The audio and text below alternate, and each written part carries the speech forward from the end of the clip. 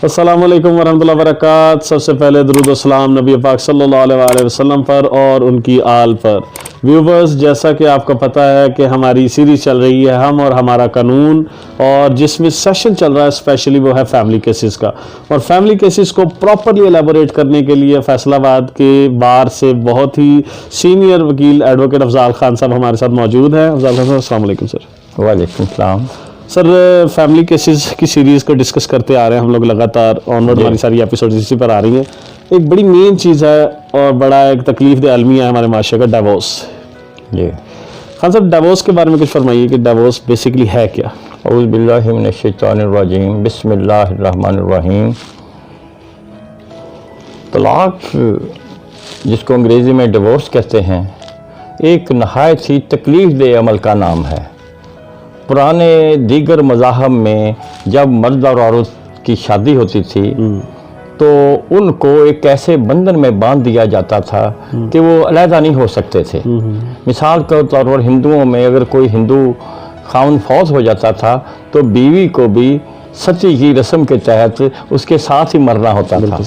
लेकिन दीन इस्लाम चूँकि दीन फितरत है, इसने शादी या निकाह अगर मियाँ बीवी के दरमियान नहायत ही नाखुशगवार सूरत इख्तियार कर जाए और तमाम तरीके जो हैं मसालत के नाकाम हो जाएं, तो वो फिर अल्लाह ताला ने कुरान करीम में एक रास्ता दिया है कि वो आसान तरीके से अलहदा हो सकते हैं। क्योंकि जायज़ अफ़ाल में अल्लाह ताला ने तलाक को बदतरीन फेल करार दिया है, लेकिन ये नागुज़ीर है। इसलिए तलाक से मुराद आसान तरीन लफ्ज़ों में आप कह सकते हैं टर्मिनेशन ऑफ निकाह, यानी मर्द और औरत के दरमियान अज़दवाजी तल्कात का, अज़दवाजी रिश्ते का इख्तिताम। बिल्कुल ठीक है। मतलब तो इसकी इकसाम कितनी होंगी डिवोर्स की? तलाक की मेनली 3 इकसाम हैं। नंबर 1 जो है वो है तलाक़ अहसन, दूसरी है तलाक़ हसन, और तीसरी तलाक जो है वो तलाक़ बिद्दत उसे कहते हैं, तलाक़ बाइन भी कहा जा सकता है उसे। तो ये तीनों जो हैं, कानून जो है हमारा कानून इस डिस्प्यूट में नहीं पड़ता कि किसकी क्या शरई हैसियत है, वैलिडिटी क्या है। तीनों इकसाम को हमारा कानून तस्लीम करता है। सही। तो ये रिटर्न डिवोर्स क्या होती है खान साहब? ये रिटर्न डिवोर्स दरअसल एक शरई तकाज़ा नहीं है, ये एक एविडेंस है। एक पाकिस्तान के मुस्लिम फैमिली लॉ ऑर्डिनेंस 1961 में इसके बारे में सेक्शन 7 जो है वो शामिल किया गया है।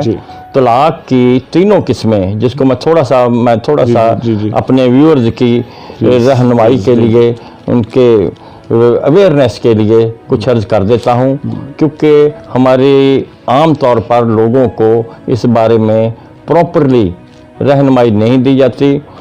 मैं क्योंकि एक कानूनी पोजीशन को ही हम डिस्कस करते हैं, हम कानून से हटकर कोई बात नहीं करते। बिल्कुल सही।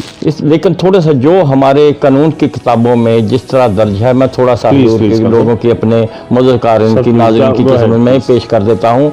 पहली बात तो है जिसे कहते हैं तलाक़ आसन।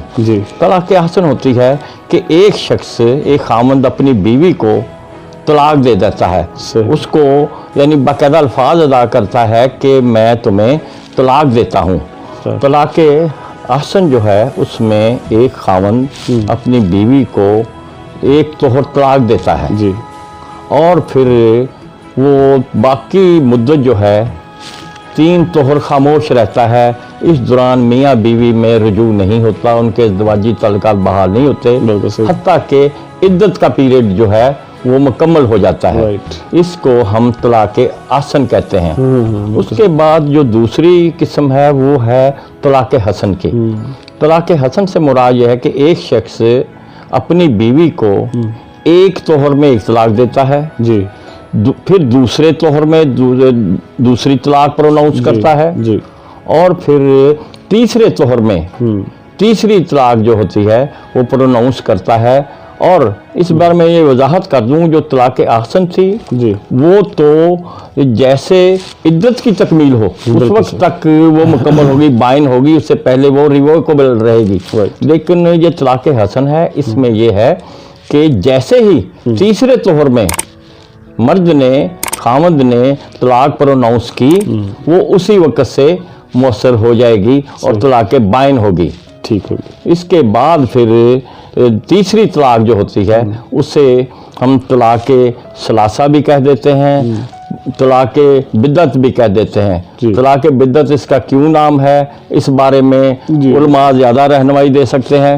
میں صرف اس قسم کو ڈسکس کروں گا کہ اس میں یہ ہوتا ہے کہ ایک شخص بیک وقت 3 طلاقیں دے دیتا ہے. بالکل ٹھیک ہے. اس کے لیے علماء میں تھوڑا سا اختلاف پایا جاتا ہے. کوئی یہ کہتا ہے کہ مرد عورت سے یہ کہے کہ میں تمہیں طلاق ثلاثہ دیتا ہوں, یا پھر وہ باقاعدہ اس کا یہ اظہار کرے کہ میں تمہیں طلاق دیتا ہوں, میں تمہیں طلاق دیتا ہوں اور میں تمہیں طلاق دیتا ہوں. جیسے ہی یہ 3 ٹائم وہ اس کو پروناؤنس کر دیتا ہے اسی وقت سے یہ طلاق بائن ہو جاتی ہے. طلاق بائن سے مراد ہوتا ہے کہ وہ مکمل ہو گئی, کمپلیٹ ہو گئی, وہ اس میں مراجعت نہیں ہو سکی, وہ ریووکیبل نہیں ہو سکی. پھر اس کے بعد اگلا مرحلہ شروع ہو جاتا ہے. After the completion of the procedure اس میں جو ہے وہ پیریڈ کتنا ریکوائرڈ ہوتا ہے, ٹائم پیریڈ جو ہے؟ یہ میں عرض کروں کہ پہلے تو میں نے شرعی طور پر آپ کو بتا دیا تھا کہ وہ طلاق جو ہوتی ہے, پہلی طلاق جو ہوتی ہے وہ عدت تک ہوتی ہے, دوسری طلاق جو ہوتی ہے وہ تینوں جو ہے تو تیسرے طہر کی پروناؤنس کے بعد, اور اس کے بعد جو تیسری جو ہے اس میں یک وقت چونکہ طلاق دے دی جاتی, اس کے لیے عدت پیریڈ جب تک ہو. لیکن میں تھوڑی سی وضاحت کر دوں, اگر at the time of pronouncement of طلاق ثلاثہ عورت جو ہے وہ پریگننٹ ہو تو اس میں 2 چیزیں ہوں گی. یا تو وہ عورت جو ہے وہ بچے کو جنم دے دے, ولادت ہو جائے, یا پھر 90 دن پورے ہو جائیں, لیکن جو بھی ان میں لیٹر ہو, جو بعد کا ہو, اس سے مؤثر سمجھی جائے. بالکل ٹھیک ہو گیا. تو خان صاحب اس میں اپلیکیبل لاز کون سے ہوں گے؟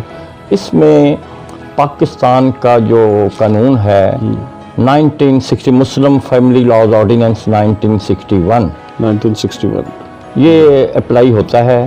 اس کے مطابق یہ ہے کہ کوئی بھی خاوند جو اپنی بیوی کو کسی بھی فارم میں, کسی بھی شکل کی, جو میں نے پہلے ڈسکس کی, طلاق دیتا ہے تو اس کو قانون تسلیم کرے گا. لیکن اس کے لیے پھر لازمی بات یہ ہے کہ گواہوں کی تو موجودگی ضروری تھی, لیکن اس کے لیے لازمی ہے کہ پھر اس کو وہ تحریری شکل میں لائیں. صحیح. اور اس پر 2 گواہان کے سائن ہوں.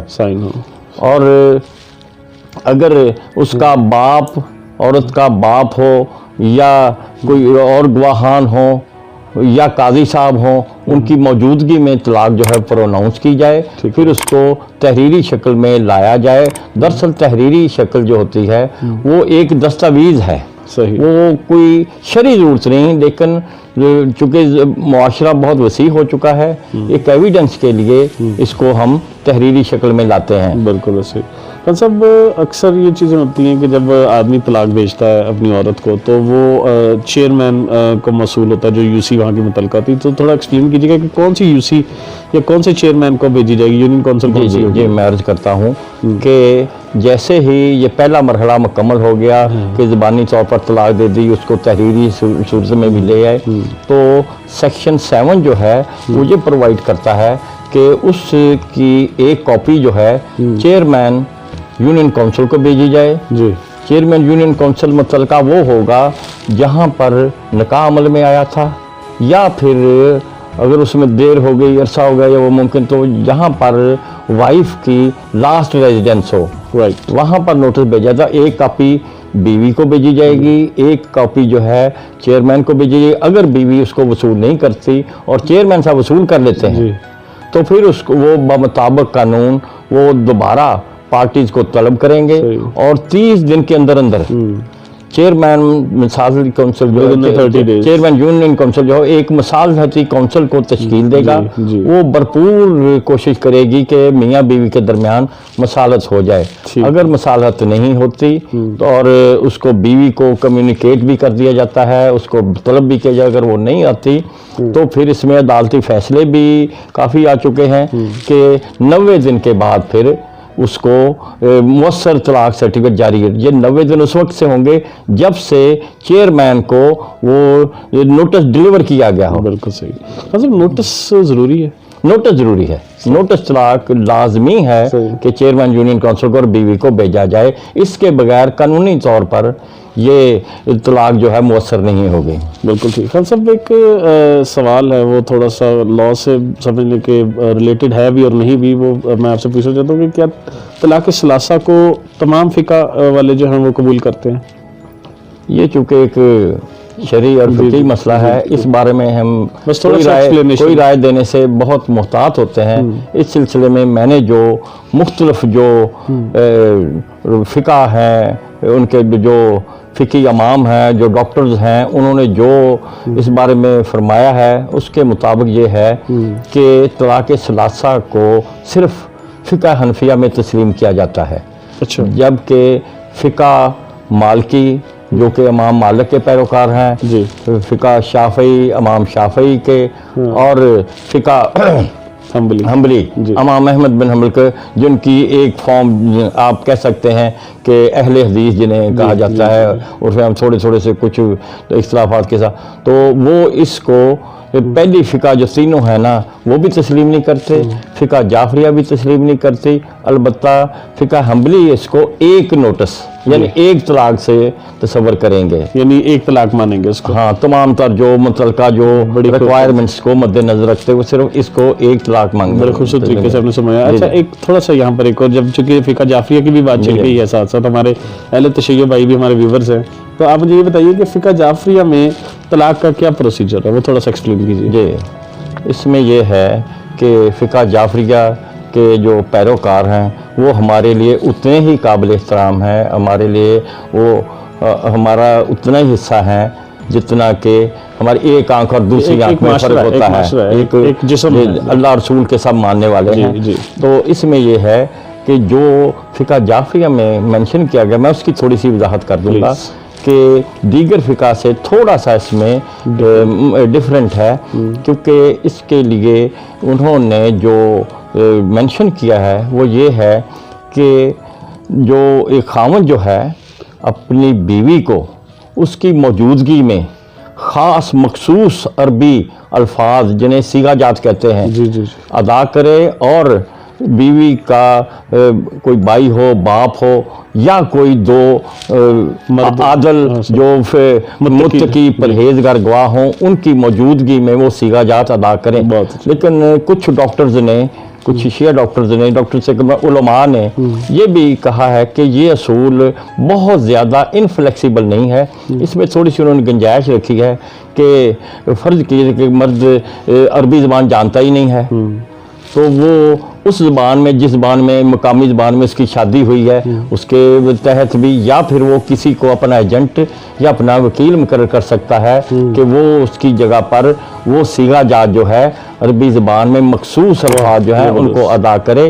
اور اگر یہ ایک شرط یہ ہے کہ بیوی کی موجودگی ہو، تو اس کو بھی چونکہ یہ دین فطرت ہے، تھوڑی سی فلیکسیبلٹی دی گئی ہے کہ اگر بیوی کی موجودگی ممکن نہ ہو تو پھر عادل گواہوں کی موجودگی میں صیغہ جات ادا کیے جائیں، متقی پرہیزگار گواہوں کی موجودگی میں صیغہ جات ادا کیے جائیں، اس کو پھر تحریری شکل میں لایا جائے اور پھر اس کو بیوی کو کمیونیکیٹ کیا جائے. اس طرح یہ تمام قانونی اور شرعی تقاضے پورے ہو جائیں گے، اور مرد اور عورت کے درمیان جو ہے، جو ان کے ازدواجی تعلقات جو ہے وہ منقطع ہو جائیں گے. لیکن میں تھوڑی سی میں فقہ کی بات نہیں کروں گا یہاں پر، میں صرف پاکستان کے قانون کے مطابق جو سیکشن 7 میں درج کیا گیا ہے کہ اگر مرد اور عورت کے درمیان میرج ڈیزالو ہو جاتی ہے، خواہ عورت نے خلا لیا ہو عدالت کے ذریعے یا مرد نے کسی بھی قسم کی طلاقیں دی ہوں، تو وہ جب طلاق بائن ہو جائے گی تو اس وقت ان کے میاں اور بیوی کے حیثیت تعلقات ختم ہوئے. لیکن قانون یہ اجازت دیتا ہے کہ وہ میاں اور بیوی دوبارہ ری میری کر سکتے ہیں according to section 7 Muslim family law ordinance 1961 کہ وہ without intervention of third person وہ آپس میں دوبارہ شادی کر سکتے ہیں، اور اس کے بعد پھر उनमें कोई नाराजगी हो जाती है, फिर तलाक बाइन हो जाए तो फिर शादी कर सकते हैं, सही सही। लेकिन इसके बाद तीसरी दफा फिर इजाजत नहीं होगी। वो ऐसा होता है कि हमारे यहाँ मिस प्रैक्टिस है, वो खलाला के नाम को बहुत ज्यादा इसमें ये शरी मसलों पे हम तो नहीं जाते, वो हमारे मैं तो ड्रामे वही अर्ज करूंगा, ड्रामों को छोड़ें। Thank you so much Khan साहब, आपने बड़े अच्छे तरीके से बड़े शॉर्ट टाइम ये मैं आपका शुक्रिया अदा करता हूँ कि आप हमारे जो मुल्की हमारे कौमी भाई जो हैं, यहाँ के हमारे व्यूअर्स हैं, उनके लिए अवेयरनेस के लिए आपने एक अच्छा हम सिर्फ अल्हम्दुलिल्लाह सिर्फ मुल्की ही नहीं, अल्हम्दुलिल्लाह गैर मुल्की भी, दुबई, अमेरिका, इंग्लैंड, हर जगह से अल्हम्दुलिल्लाह हमारे व्यूअर्स हैं। उनकी ये छोटे छोटे मैटर्स होते हैं लेकिन इंसान की जिंदगी में जहर घोल देते हैं। मिसकंसेप्शन की वजह से आज तक मैंने बहुत से घर तबाह होते देखे हैं। इसलिए मेरी आपसे भी और नाजरीन से भी, व्यूअर से भी ये रिक्वेस्ट होगी कि वो ऐसी बातों में हमारे प्रोग्राम ज़रूर सुना करें। हमारे लिए यही अप्रिसिएशन है। अगर एक घर भी हमारी वजह से बच गया तो हम समझेंगे कि हमारा हक अदा हो गया। Thank you so much Khan साहब, बहुत शुक्रिया, आपने अपना कीमती वक्त हमें दिया। और नाजरीन आपसे भी गुजारिश है कि हमें लाइक करें, सब्सक्राइब करें और हमारी वीडियोस को अपने दोस्तों के साथ शेयर किया करें और कमेंट सेक्शन में हमारे साथ बात किया करें, अपने सजेशंस दिया करें।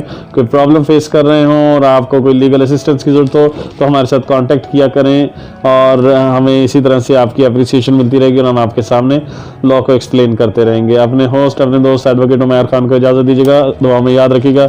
अस्सलाम वालेकुम व रहमतुल्लाहि व बरकातहू।